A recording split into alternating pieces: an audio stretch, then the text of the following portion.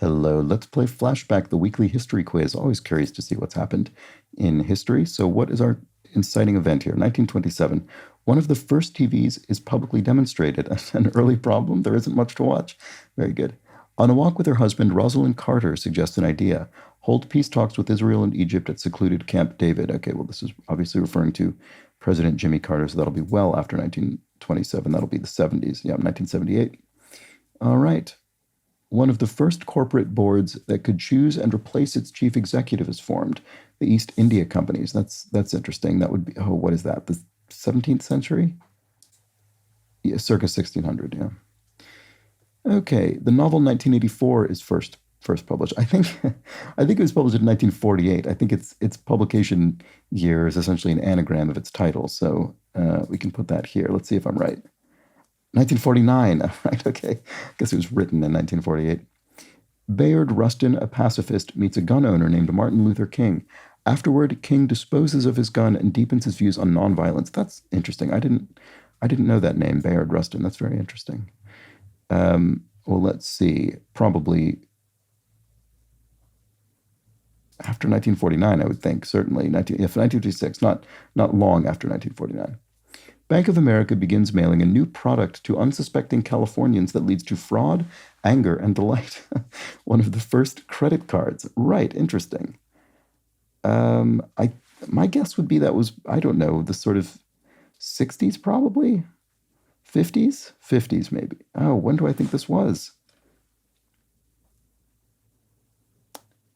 I don't know. I think there's a high chance I get this one wrong just because I'm kind of guessing. I'm going to put it here. Oh, 1958 just made it. That was a close one. Okay. Queen Victoria picks an unusual color, white, for her wedding dress, which is made with British lace. The style becomes iconic. Okay, well, this can be very safely placed in the mid-19th century, 1840, yeah. And finally, soldiers walking in in a Virginia town suddenly trigger explosions from a new kind of weapon hidden by an opposing army, the landmine. Right.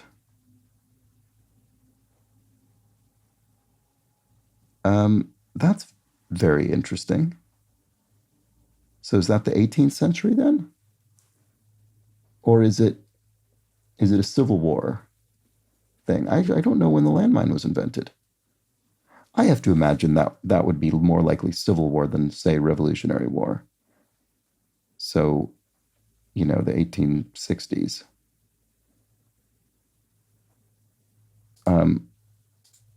Yeah, 1862. Okay, right. Interesting. It never occurred to me to think before, I suppose, about when the landmine had been invented. All right, during the Belle Epoque, Argentina becomes one of the world's richest countries with widespread education and a tenfold increase in railroads. Right. Yeah, during the late 19th century, Argentina was unbelievably wealthy. Um, so I'm gonna put that here. Yeah, that was correct. That was about when I thought that was. Okay, well, good. I did well this week. I'm very pleased with myself for those. So let's take a look at the statistics here. I don't remember how these usually look, so I can't remember if this curve is it's very different. But let's look at what people tended to get wrong. Just about everybody got the East India Company correct, which is not all that surprising. Just about everybody got Queen Victoria right. Um, right, about almost 40% of people misplaced the landmine thing, which isn't hugely surprising to me.